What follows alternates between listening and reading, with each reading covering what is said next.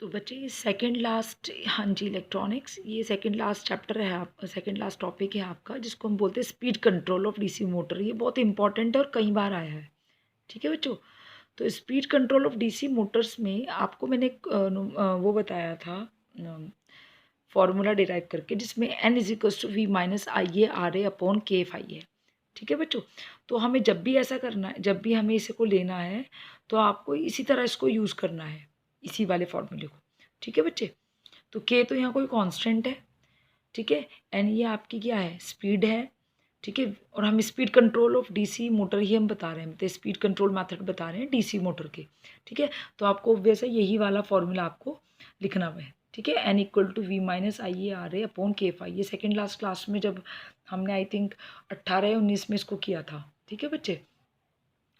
तो देखिए कि speed control of DC motor में जब हम इसको बताएंगे तो आप देखिएगा कंट्रोल मेथड में आप ये तीन चीज़ें देखें। अगर मैं इसको देखूं कि जो स्पीड है आपकी, उससे पता लग रहा है कि आपकी स्पीड जिस पे डिपेंड कर रही है, आपकी स्पीड जिन जिन फैक्टर्स पर डिपेंड कर रही है, उन्हीं फैक्टर्स को हम क्या कर कह देंगे, कंट्रोल मेथड कह देंगे। तो के तो यहाँ पे कांस्टेंट है, ठीक है। तो यहाँ पे बेसिकली दो चीज़ों पे ज़्यादा डिपेंड कर रही है, एक तो रेजिस्टेंस पे, ठीक है, और एक आपके फ्लक्स पे। ठीक है। किस पे, एक तो रेजिस्टेंस पे, ए आर ए लिखा हुआ मैंने, आर ए का मतलब है आपके आर्मेचर रेजिस्टेंस। तो एक मेथड तो हो गया, क्योंकि एक तो आर ए पर डिपेंड कर रही है, एक डिपेंड कर रही है आपके फ्लक्स पर, और एक करती है वोल्टेज पर। हालांकि हम ये भी कहते हैं कि वोल्टेज हमारा जो ये वोल्टेज वही है सप्लाई वोल्टेज, जो पहले आपके आर्मेचर को दिया जाता है।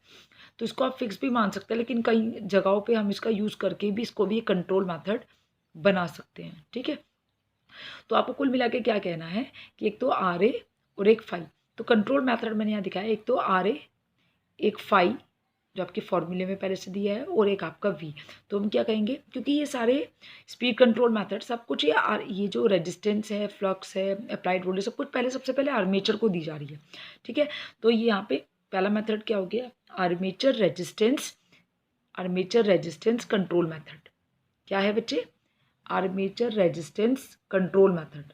समझ आ रही है मेरी बात, आर्मेचर रेजिस्टेंस कंट्रोल मेथड। उसके बाद क्या है आपका फील्ड फ्लक्स कंट्रोल मेथड, फिर ये क्या आपका आर्मेचर वोल्टेज कंट्रोल मेथड। ठीक है बच्चे। तो सबसे पहले मैं इसको आर्मेचर कंट्रोल को ही आपको समझा रही हूँ। तो देखिएगा आर्मेचर कंट्रोल मेथड में सबसे पहली बात, तो आर्मेचर कंट्रोल मेथड वहाँ पे यूज़ किया जाता है जहाँ पे आपको सबसे पहले ये समझना है कि वो कहाँ यूज़ हो रहा है। तो जैसे सबसे पहले आपका armature control, armature resistance control method, इस मेथड का यूज़ हम वहाँ पे करते हैं जहाँ पे use to decrease the speed of motor, जहाँ पे हमें मोटर की स्पीड को कम करना हो। समझ आ गई मेरी बात। अगर आपको मोटर की स्पीड को का इशू है, उसको कम करना है, तो ये क्या होगा आपका आर्मेचर रेजिस्टेंस कंट्रोल मेथड होगा। तो ये होगा कैसे, सबसे पहले हमें पता है कि इसके अंदर वी तो फिक्स ही है, वी तो यहाँ पे फिक्स ही है, ठीक है, जो सप्लाई वोल्टेज है वो फिक्स है।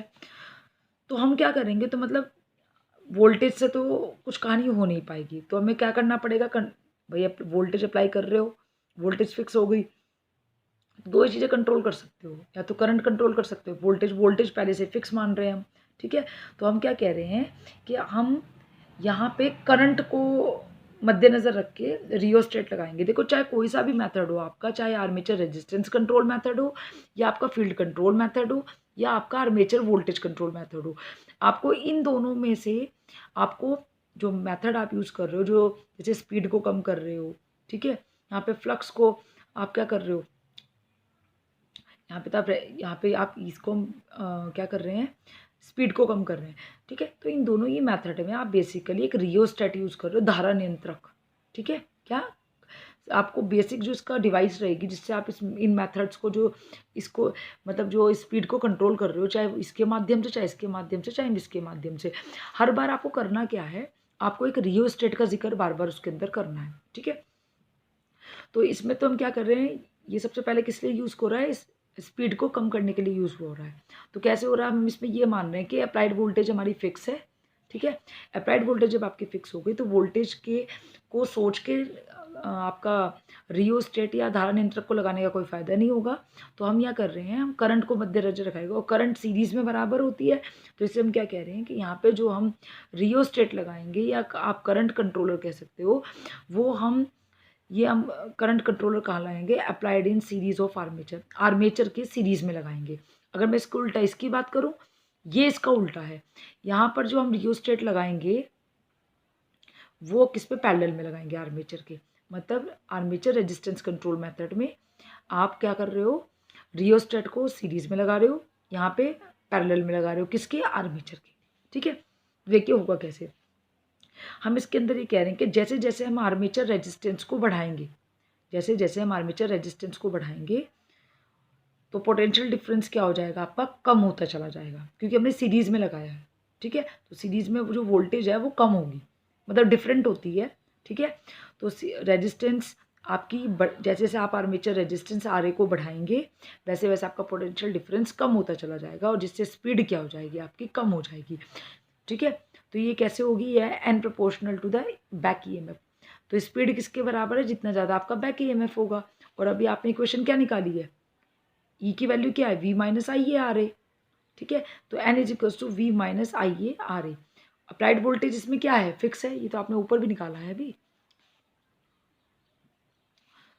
तो हम इसके अंदर क्या कर रहे हैं, N is equals N proportional to the back EMF के। ठीक है, और बैक ईएमएफ की इक्वेशन क्या है, V minus I A R A.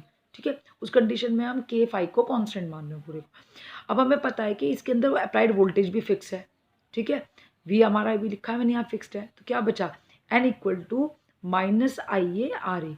तो अब आपका आर ए क्या है, यानी N equal to minus I A R A, मतलब आपकी जितनी भी स्पीड है वो नेगेटिव के प्रोडक्ट के बराबर आ रही है, आर ए आई ए के।